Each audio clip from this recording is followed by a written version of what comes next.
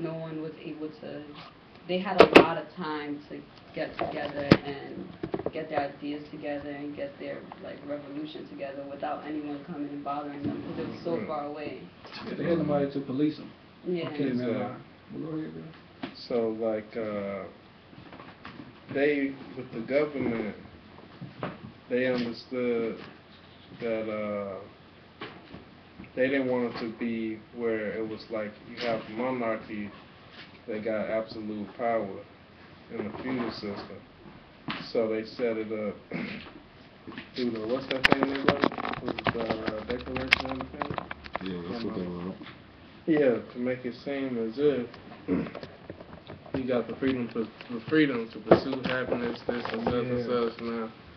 So they made it seem as if it was a nation that was going to be controlled by the people, but the people didn't see is to set up for the big corporations and the capitalists to be publicizing all the politics or whatnot.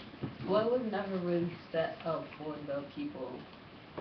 Like, it was set up for themselves, like the people that were the people that own land. Because when societies like this are built, they don't include the poor, they don't include the workers. It's always the people on the top. Right. So the people is the rich people. It was never included the poor people, it never included the stupid people, it never included the slaves.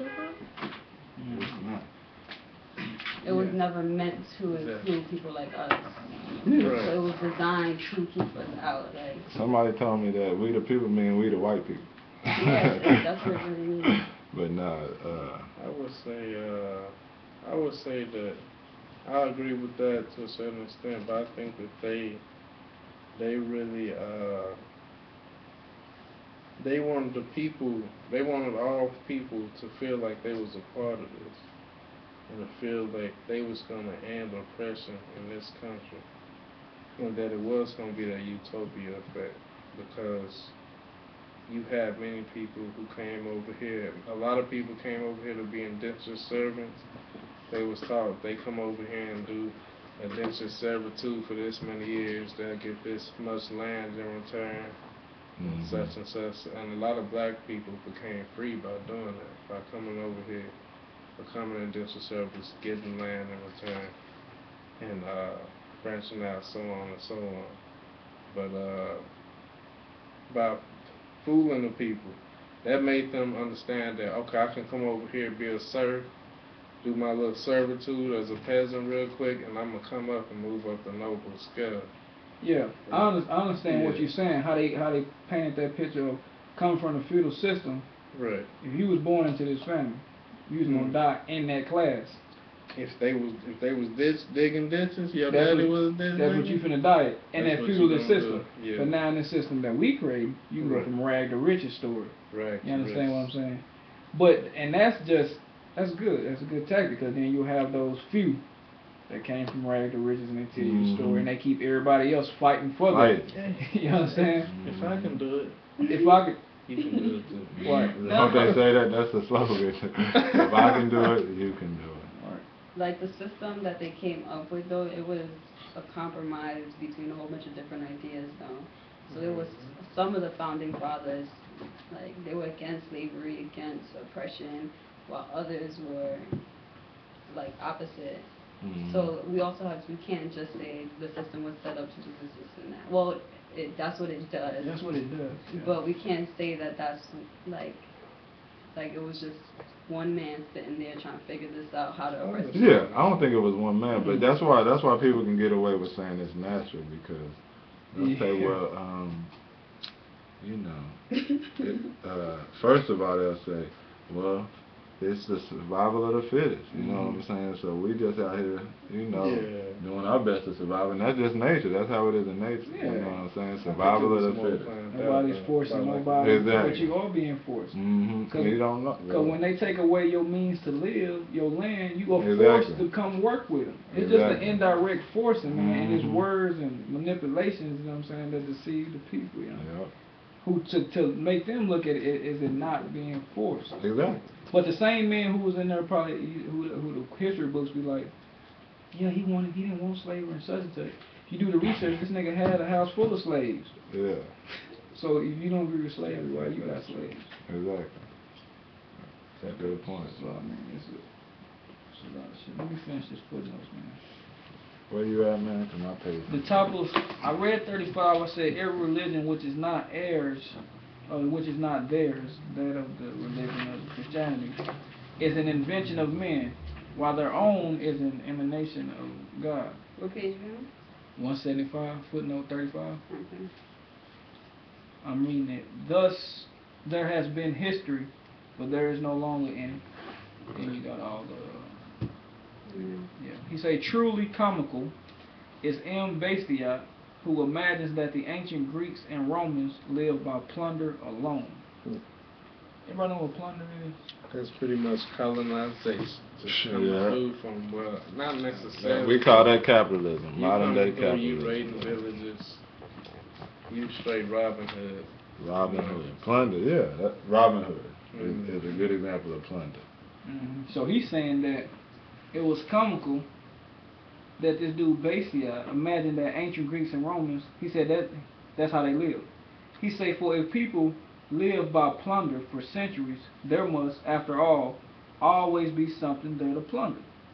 In other words, the objects of plunder must be continually reproduced. So he's saying, how are they being reproduced if that's the only way these people live?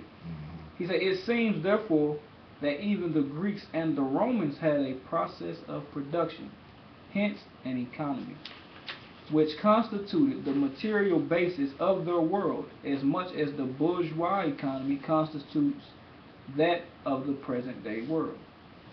Or perhaps Bastiat means that a mode of production based on the labor of slaves is based on a system of plunder. We don't know this. Marx saying maybe that's what he means. In that case, he is on dangerous ground. Why? If a giant thinker like Aristotle could err in his evaluation of slave labor, why should a dwarf economist like Bastiat be right in his evaluation of wage labor? I see this opportunity of briefly refuting an objection made by a German-American publication to my work. You see what his work is in 1859.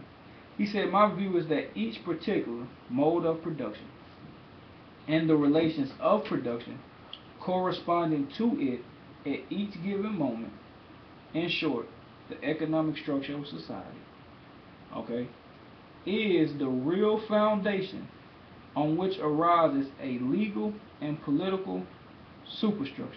Y'all understand that, right? Yeah, that's simple. Capitalism. Yeah. The economic structure of a society is the foundation. I mean, that's simple.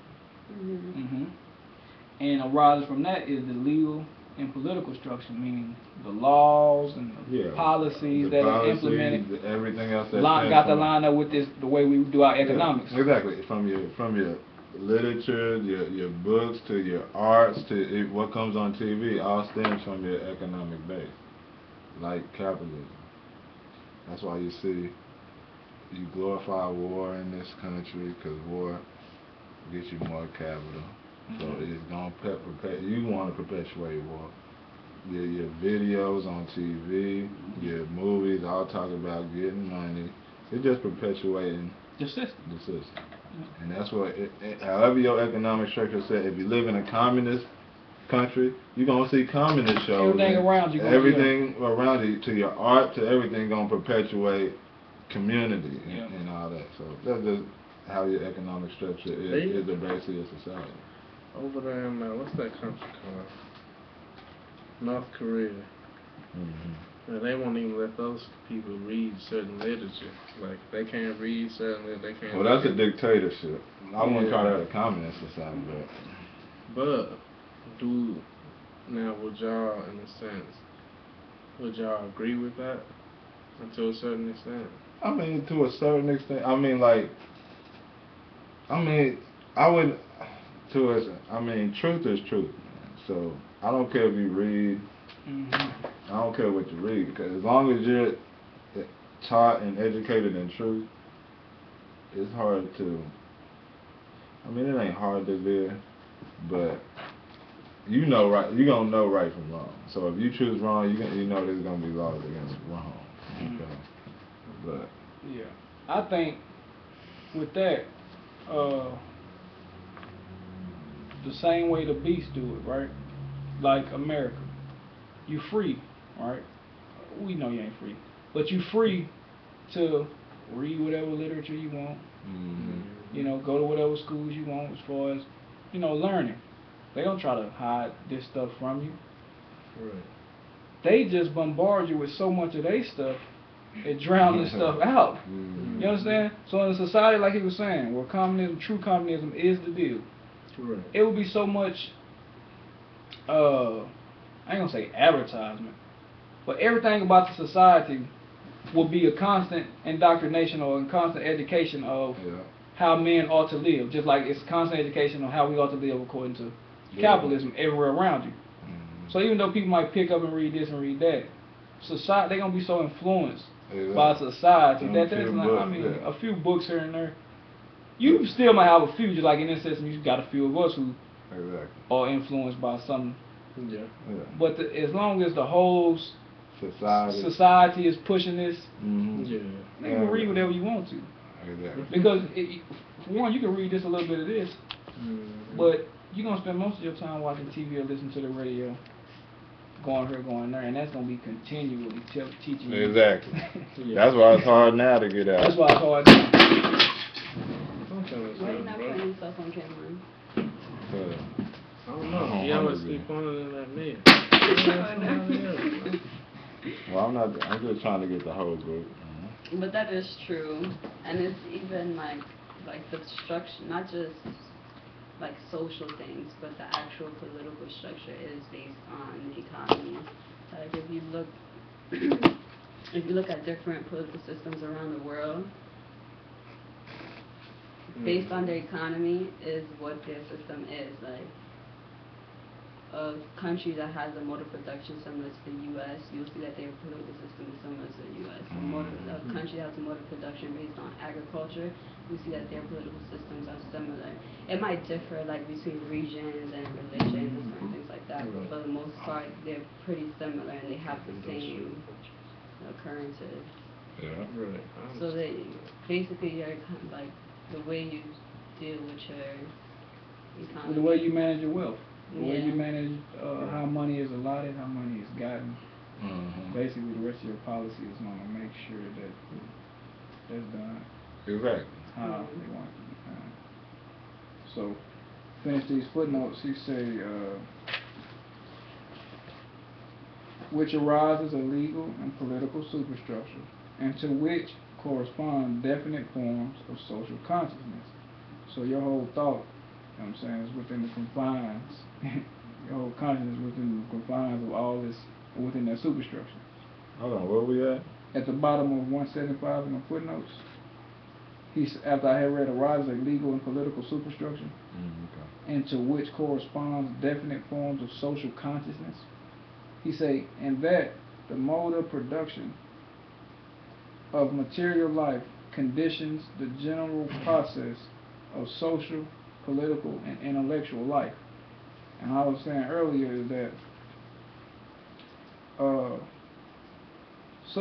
system like that, how it forms the social consciousness of the individuals and even the intellectual life, is that you are learned in all the, say you're intellectual in capitalism, right?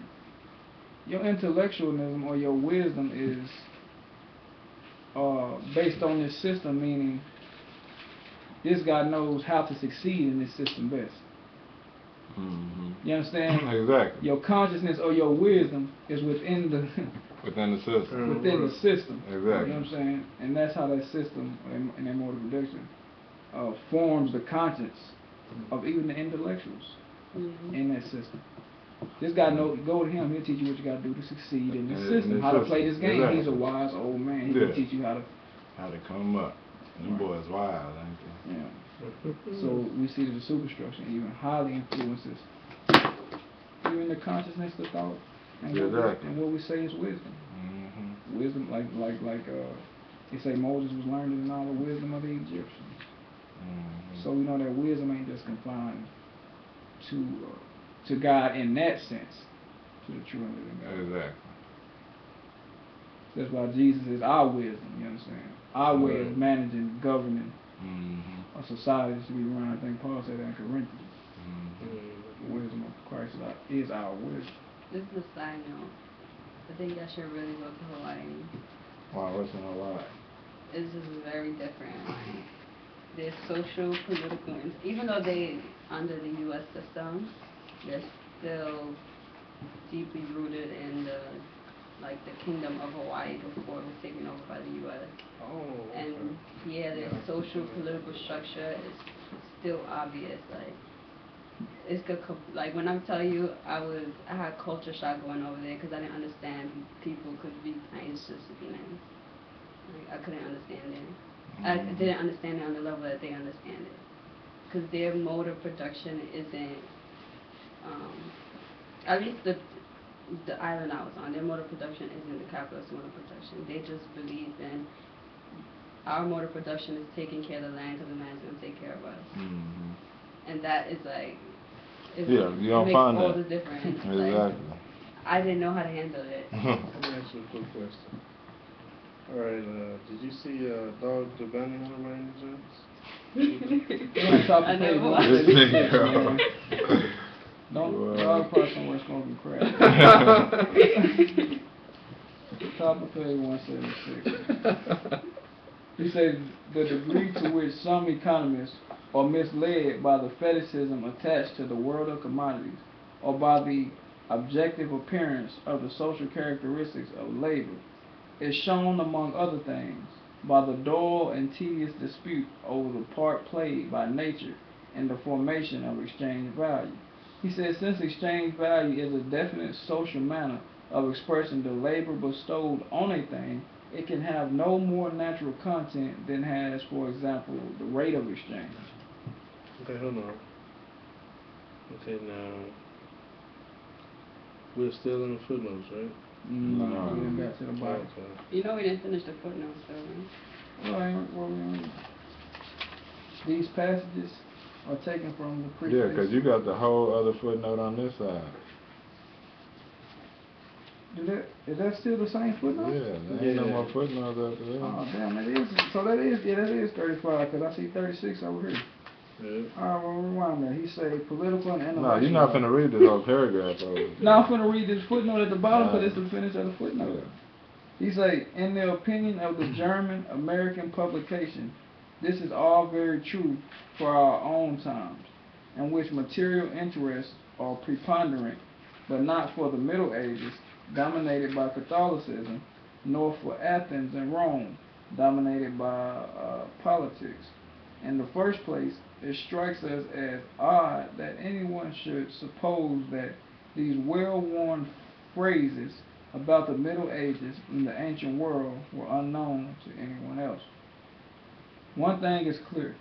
The Middle Ages could not live on Catholicism, nor could the ancient world on politics. On the contrary, it is the manner in which they gained their livelihood which explains why in one case politics, in the other case Catholicism, play the chief part. For the rest, one needs no more than a slight acquaintance with, for example, the history of the Roman Republic, to be aware that its secret history is the history of landed property. And then there is Don Quixote, I think that's what this is, who long ago paid the penalty for wrongly imagining that knight errantry was compatible with all economic forms of society. So obviously it wasn't compatible. Alright, second paragraph. This is the one we read the first one. We got that one. Now, did you have a question about the first paragraph? This paragraph there? Yeah, did you were just trying to find out where we was?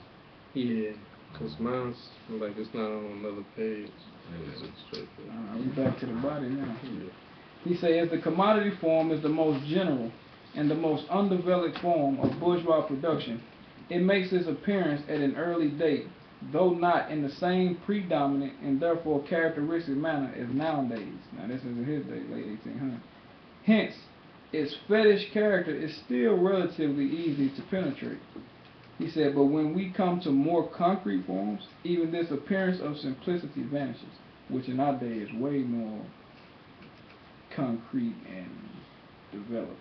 Mm-hmm. He said, where did the illusions of the monetary system come from? The adherents of the monetary system did not see gold and silver as representing money as a social relation of production, but in the form of natural objects with peculiar social properties. Right? And what of modern political economy, which looks down so disdainfully on the monetary system? Does not its fetishism become quite palpable, which is tangible, that means tangible, become quite tangible when it deals with capital? How long is it since the disappearance of the physiocratic illusion that ground rent grows out of the soil, not out of society? And physiocrats believe that all wealth came from the earth and such and yada yada. So they're saying that ground rent, or people paying rent from the ground, paying rent to them, grows from the soil, not out of society. He said, I don't understand that. Say that. How does rent grow out of the ground? They trying to say that that's natural, but it's actually society, which it was man-made, like a man-made system, in which you have to have rent, you gotta pay for this, put taxes on this whole system. He said that was a physiocratic illusion. He said, how long since this been? Okay, last paragraph on that. So he said, but to avoid anticipating, we will content ourselves here with one more example relating to the commodity form itself. And if commodities could speak, they would say this: our use value may interest me, but it does not belong to us as objects. What does belong to us as objects, however, is our value. Our own intercourse as commodities proves it. We relate to each other merely as exchange values. Now listen how those commodities speak through the mouth of the economist. Value, that is exchange value we're talking about, is a property of things. Riches, that is use value we're talking about, of a man. Okay? Value in this sense necessarily implies exchanges. Riches do not. Riches, which is use value, are the attribute of man. Value is the attribute of commodities. A man or a community is rich. A pearl or a diamond is valuable. A pearl or a diamond is valuable, is valuable as a pearl or a diamond. Simple as that. So far, no chemist has ever discovered exchange value either in a pearl or a diamond. The economist. What's he say? You found something? Huh? We're about to get into something. Yeah. That means, according to chemists, everything doesn't have an exchange value like diamonds and pearls. Because these are luxury That sounds riches. like Jackie Chan song. Hey. Diamonds and Cadillacs. Diamonds and Man, come on, man. Hey, hold Get on. the first verse, man. Go ahead. And my Cadillac. How it start? I thought you was gonna. But hold on, what did he come up on?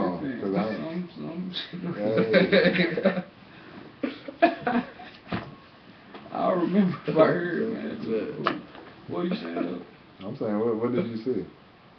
Oh, I was just saying, like, they was making a comparative note that the chemists haven't discovered an exchange value in pearls. How did the chemists discover exchange? I don't understand that. I'm saying, like, physically, there's no exchange, like, physically, the truth, like, in real life. There's no exchange value for a pearl or diamond? Is that what he's saying? He said no chemist can dissect it. Like, you got a diamond, you can't just tell the exchange value. Like, a chemist can okay. run Can the dissect it. Maybe that's what it is. He said that the economists who have discovered this chemical substance and who lay special claim to critical acumen, nevertheless find that the use value of material objects belongs to them independently of their material properties, while their value, on the other hand, forms a part of them as objects. What confirms them in this view is the peculiar circumstance that the use value of a thing is realized without exchange, that is, in the direct relation between the thing and man, while inversely, its value is realized only in exchange, that is, in a social process. Who would not call to mind at this point the advice given by the good Dogberry to the night watchman Seacoal? That's just from a Shakespeare comedy, okay? I don't know I nothing want about to say, it. who's Dogberry? He said, to be a well-favored man is the gift of fortune, for reading and writing comes by nature. And read footnote 38. Both the author of Observations, etc., and S. Bailey accused Ricardo of converting exchange value from something relative into something absolute. The reverse is true. He has reduced the apparent relativity which these things, diamond, pearl, etc., possesses to the true relation hidden behind the appearance, namely their relativity as mere expressions of human labor. If the followers of Ricardo answer Bailey somewhat brutally, but by no means convincingly, this is because they are unable to find in Ricardo's own works any elucidation of the interconnection between the value and the former value or exchange value. And y'all done made it through chapter 1. Amen. How many weeks I take to get through chapter 1? Months. Months. 2 months? It took 2 months, at least. We're going to start the process of exchange. And we're going to be in chapter 3 for at least half a year. Well, yeah, he ain't lying, but chapter 2 gonna go by pretty fast, so it should be 1 or 2 sittings. What? Chapter 2? I'll say about 2. 1 or 2 sittings. 2 sittings. What was it, like 5 pages? Yeah. Chapter 2 is 5 pages? About. I don't know, maybe 10, 6 or something. I go from 188, yeah, about 10 pages. 5 pages each setting. 178 to 187? Oh, okay, yeah, we should get through the process of exchange. Summary. Summary. So what we learned, people? Teachers? Jackie Break it out. Homie got a chain, homie, with ice diamonds in, and Chapter 3 from 188 to 244. no, let me think. Yeah, that's gonna be a I have long. a question for Sit you up, guys. man. Explain what we learned today. I can't remember the Y'all got to question, explain it to me, man. What did y'all learn? What we learned? No, not what we learned today. What did we learn in The chapter whole 1? chapter. Break it down from the beginning. Well, fetishes. I'm gonna talk about fetishes. Right. Well, I thought fetishes was something totally different than what Marx talking about, honestly. That was a desire. I thought it was desire or lust. Mark talking about his superstition. What? Who's that? Oh, you missed that chapter? You said superstition? Like, The- for example. Something has intrinsic value. Was you there? Yeah, Oh, okay, yeah. yeah, she was there. Intrinsic value, yeah. Meaning, you just look at this dang book and it's just worth $20 because it's Karl Marx book. You know what I'm saying? And just without looking into it and wondering why it has value. Right.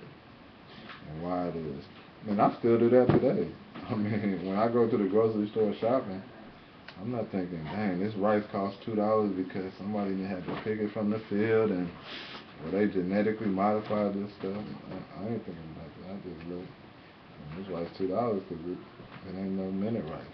So I never get that. That's just what you pay for, right? That's what I pay for. You know what I'm saying? Yeah. Now, I gotta come out that mind frame, man. What's the 2 poles of value? The two poles of value? The two poles of value is going to be exchange and use value. Yes, sir. That's not the two poles. Two poles of value is use value and exchange value. No, two poles is relevant value and equivalent value. Okay. Don't y'all remember that? Yeah, them ain't the two poles. Well, let's look at it. Well, let's look. I mean, cause I got this stuff written down in my book, man. Diamonds and Cadillac. That's two forms of value to use. Now, what was your question again? What you said it was? Two poles of value. Two poles. Okay, so this means Opposite. opposites, right? Because I was thought it thinking was north and just south machine. pole. Those two are opposites too, ain't they? I don't know if I can say they're two opposing. Well, you said relative and what else? Equivalent? Let's go to page 139. I say 139, please. 139, 139. We gotta go back over chapter 1, man. Chapter 1, give us the standardized test, man. Like what page? What 130? I just took one today. You did? It was terrible. That's what I'm saying. Standardized test is nonsense, man, and they unpractical. I agree. Standardized tests don't do nothing for people, and it don't tell you how smart the person is. So a real smart person can fail a standardized test and feel real bad about themselves. They just stupid. That happened to me today. Yeah. But that don't mean you're stupid, you know. It's not a measurement of your intelligence. Exactly. Because you don't have to think. It's like a memorization. Yeah, it's a memorize. For one of my jobs, we had to take a test. All you got to do is memorize. Like, if you cram and memorize something, you're going to do good on the test. You know and it doesn't display your ability to think. Think or rationalize or, critically think, none of that. So let me ask you, did you take the SAT test? Yeah, I didn't do good. I just got about 800 maybe. SAT. But I was out of school for 2 years before I took my SAT. Really? Are y'all gonna pay 139? Did you take the SAT? I just took my GRE today. Your who? GRE. GRE? It's like the SATs of Nebraska. Oh, okay. Yeah, 139, man. What do you say in the middle? What page is that? He says, They're just leaving me up. The two poles of the two poles of the expression of value, the relative form of value and the equivalent form. So what is the two poles of... All right, man. So you ain't know what you're talking about, bro. The use value and the exchange value, or just the value, that's just two... Different forms of value, I guess you would say. Two of the characteristics of that? I forgot. Modes. I had to look at it. But it wasn't imposed. So, when you're looking at a commodity, what determines the value of a commodity? Now, wait a minute. Before you say that, that's labor. But before you say that, equivalent value is the relative is... Okay, equivalent is when you can trade a commodity for the same equivalent to another commodity. The relative is what we possess. Relative form in us would be money. The equivalent form would be all the world of commodities that equate to this relative form, which we see as money. Right. Say that one more time? So the... Go ahead. What did I say? You said the relative form is the money, and the equivalent form is the... It's the world of commodities right. that you can... exchange for the money. Right, that this money can be expressed in. Yeah. Remember that the equivalent expresses the value of the relative. Right. So the relative form is the money, which is expressed in the equivalent, which is the commodity.